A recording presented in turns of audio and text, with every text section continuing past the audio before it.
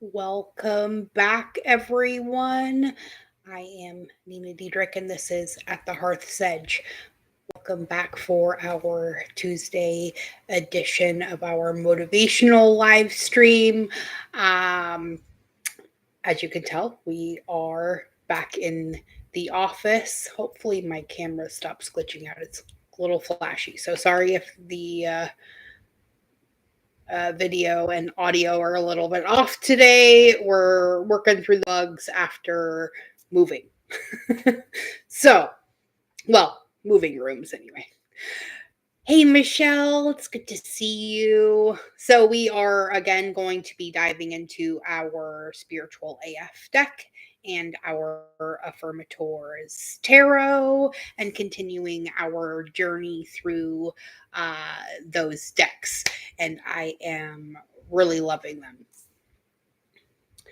All right, let's start here. And if you did not see yesterday's video, you may want to go back and watch that. We had the King of Pentacles pop up with the Two of Cups. And just as a quick note, I did read the Three of Cups, not the Two of Cups. But I did post it in the comments if you want to go back and read that. Aw. Here, let me actually turn this down a little bit. There we go. That's a little bit better. I'm trying to figure out these lights too, so eventually we'll work it out. All right, let's get our cards for today. We will be pulling 2 out of this deck and also 2 out of the Spiritual AF deck. I also am kind of working on a few other random things that I might start doing too. Little extra videos and whatnot. But they're still kind of in the germination stage. Oh, it's trying to hand me the whole deck. Just 2, please.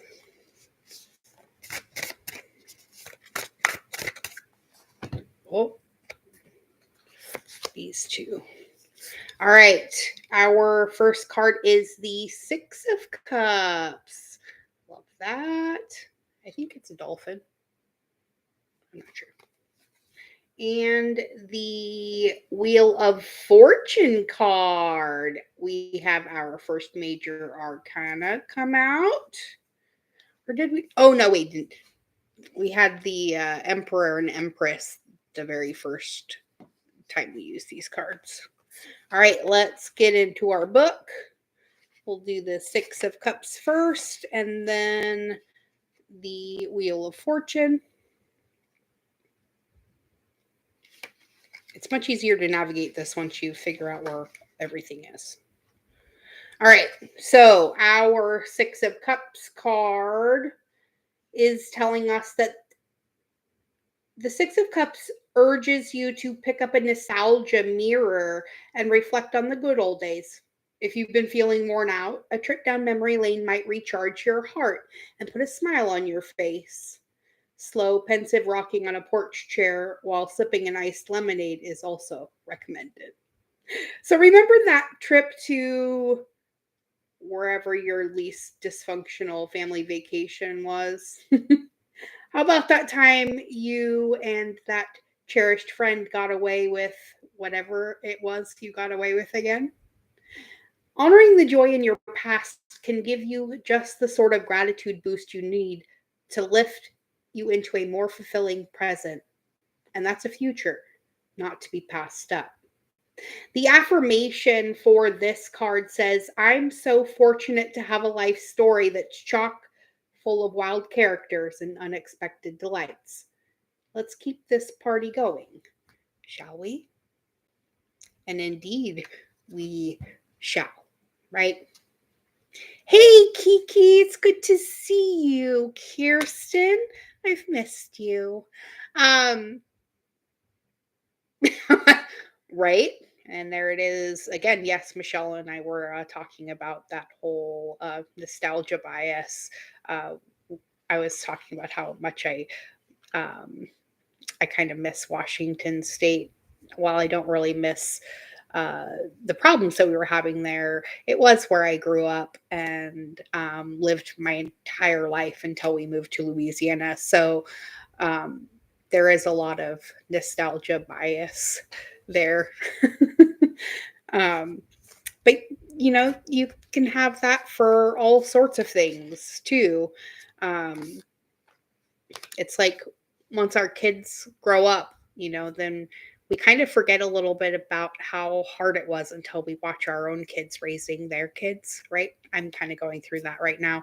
Um, and we were also talking about that too, Michelle, and the monster 44-ounce coffees I used to get at 11 p.m. every night, just because the only way I could get that child to sleep was to put her in the car, and she would never sleep for more than 45 minutes. It was she, yeah.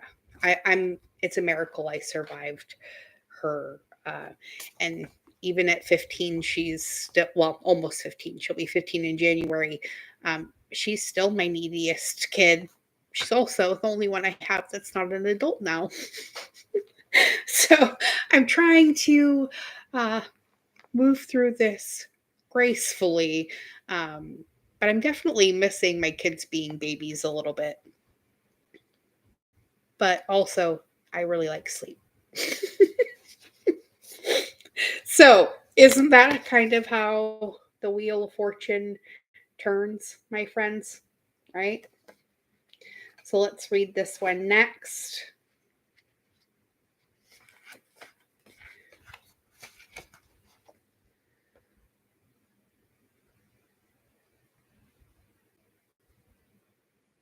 So, like its televised namesake, this card reminds us that fate is continually changing our situation, both for good and for bad. Realizing that much of our destination comes down to chance might seem maddening, but the message is to lighten up and take solace in life's impermanence. Our luck is forever changing, which means that bad times never last and future good times are always on the way. So choose to watch the spinning wheel rather than ride on it. You may not be in control of what's happening, but how you react is up to you. In that way, destiny is always in your hands. I'd like to buy a positive outlook, Pat. The affirmation for this card says, I enjoy my life the same way I enjoy a movie. I find excitement in the drama. Know the main character will always be okay. And layer my popcorn tub with plenty of butter and peanut M&Ms. And that is a fact, right? Yep. Hug 'em real tight, Kirsten. It goes by really fast. I was just realizing earlier that my oldest granddaughter, well, my granddaughter, is going to be 4 in just like 2 weeks, and it's also going to be 8 years since my mom passed away, and I don't know where the time has gone.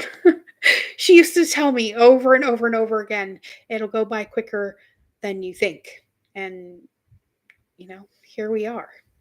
It's crazy. This will also be our 5-year anniversary too, I believe. No, our 6-year anniversary in February for the YouTube channel. Yeah, I kind of needed it too. Ditto, my friend Kirsten. Ditto on the hugs. Yep, we blinked and we missed it, guys. All right, let's dive into a little bit of a lighter note, hopefully, and pull out our spiritual AF deck. Let me switch something really quick just in case. There we go. I don't miss anybody.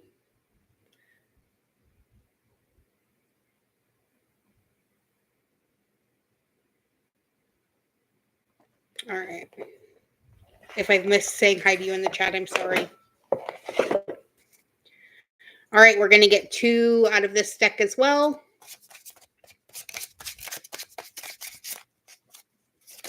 Oh, and we got 2 jumpers.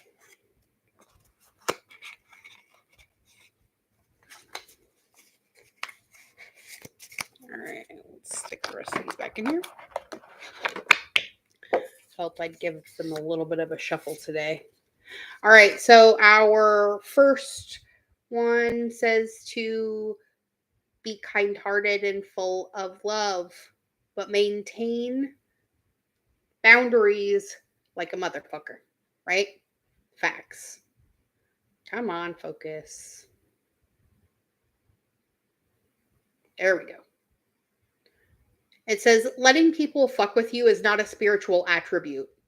Think about Archbishop Desmond Tutu. That dude wouldn't have done the good shit he did in the world if he let people walk all over him. Even His Holiness, the Dalai Lama, tells people to fuck off sometimes in his own compassionate AF way, right?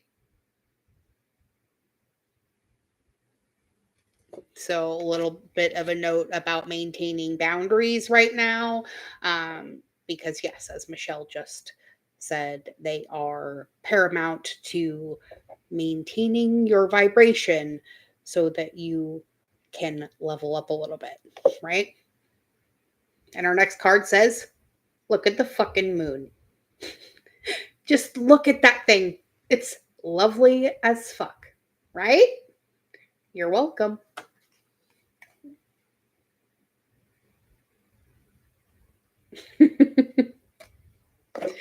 So, notes to selves today. Take a minute out. Smell the roses. Look at the fucking moon. Count the stars. But do something that kind of will ease you out of the constant stressors that are life. Remember to maintain your boundaries. Also, to remember that the wheel continues to spin and to take joy in those cups being offered to you and also by you. All right, my loves, that is going to be it for tonight. I love you all beyond measure. Remember, favor follows you wherever you go. Be good. Be good at it.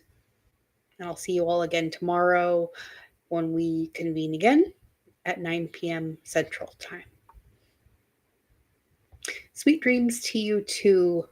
And it is always my pleasure, my friends. Night. I love you.